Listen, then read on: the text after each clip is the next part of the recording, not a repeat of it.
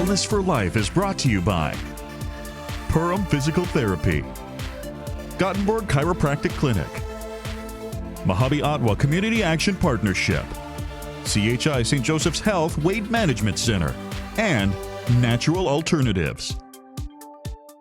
Hi, I'm David Gothenburg here in Pelican Rapids representing Gothenburg Chiropractic Clinic, and I thought today where I'd go with our discussion would be the complaint of arm or shoulder pain, including numbness and tingling. And it's a big subject. There's a lot of different causes.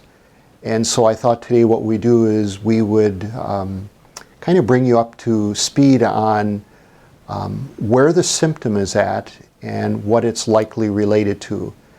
And in just a few minutes here, I'll bring in my son and we'll use him to demonstrate some of these locations and complaints. Okay, one of the most common complaints when people come in is with hand numbness or tingling. And a general rule of thumb is that when a person has symptoms associated with carpal tunnel, the symptoms are usually involving the first three fingers. Okay? If the numbness or tingling involves the fourth and fifth finger, primarily the fifth, the problem usually comes from inside the elbow, right where my finger is here, the ulnar nerve. If someone comes in and they say, you know, I wake up every night and all of my fingers, all are numb, the arm is sleeping, one of the areas that we commonly then look for is at the very base of the neck. So with Jacob here, we see the outline of the clavicle. Beneath the clavicle, above the first rib, is a compartment that houses not only the main blood supply to the lower arm, but also the main nerve supply.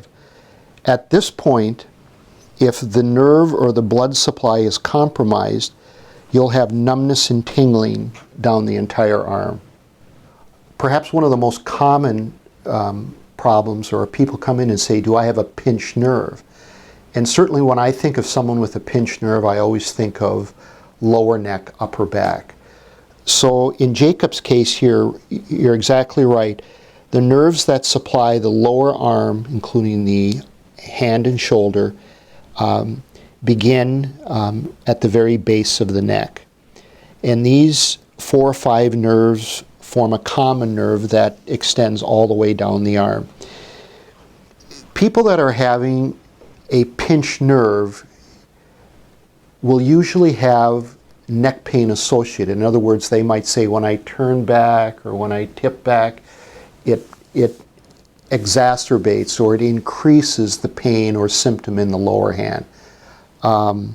Another cause that we find a lot is in the upper back, starting probably about mid-shoulder. If you didn't know it, you have ribs this high, and we sometimes find a subluxation or a misalignment of a rib, particularly the top 2 or 3, will usually generate pain to the back of the shoulder, inside the elbow, and to the hand. And in closing, I know today we talked about a number of different causes for symptoms in the arm and shoulder. That being said, chiropractors are really well qualified to work with any one of these problems, from carpal tunnel to entrapment inside the elbow to this compartment syndrome known as thoracic outlet, where we ask for more patient involvement with doing certain exercises. Certainly when we get a chance to look at x-rays, we can give you an opinion as far as a herniated disc or a pinched nerve in your neck. And I think one common problem that goes unchecked is what I talked about, what happens in the upper back in respect to the rib and how it connects to the spine. If you have any questions or if you're having symptoms that just aren't responding, please give us a call, and thank you.